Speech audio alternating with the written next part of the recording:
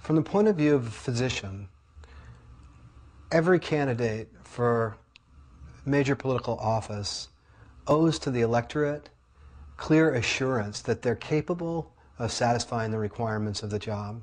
It's just a matter of when someone applies for a job like the presidency, you sacrifice a little bit of your privacy, and you have to make that decision. You don't have to apply for the presidency, but if you do, then we're going to want to know how healthy you are. And I suggest that we hold him to releasing the entirety of his medical records so we as the American people can make an informed choice as to his capacity to actually satisfy the requirements of the job. Senator McCain's medical records were released to a select group of journalists. It's sort of a little bit of a different experience than I'm used to as a medical doctor. We're going to be sort of ensconced in this room for a period of time.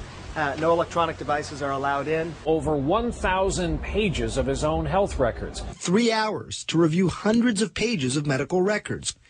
A daunting task, even for a doctor. No copies can be made of McCain's records.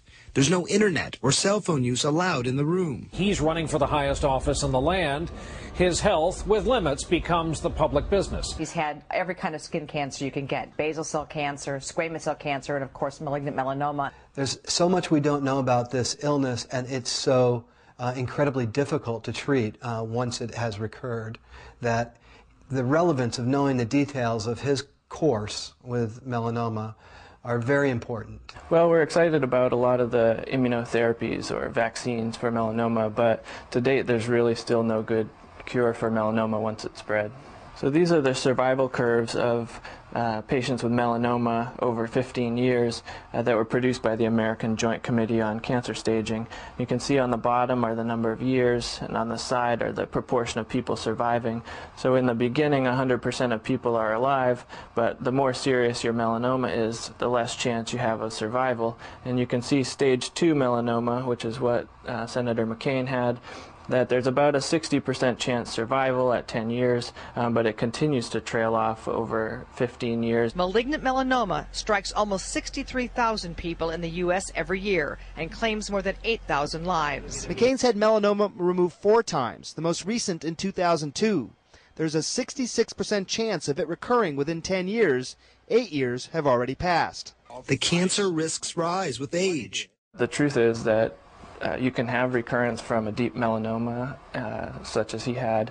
As many as 20 years later, you can have a recurrence. And so those statistics are known, and we should just know the absolute details about what his chances for survival are. So if he was to have a recurrence in the course of the next few years, the treatments are so difficult and so toxic that during the time he would be undergoing potentially life-prolonging treatment, he would be disqualified and incapacitated from fulfilling the responsibilities of a public servant.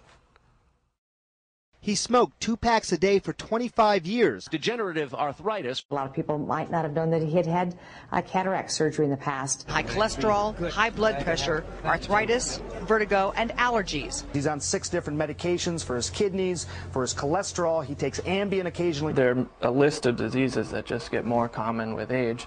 Alzheimer's, cardiovascular disease, stroke, arthritis. He has a lot of them.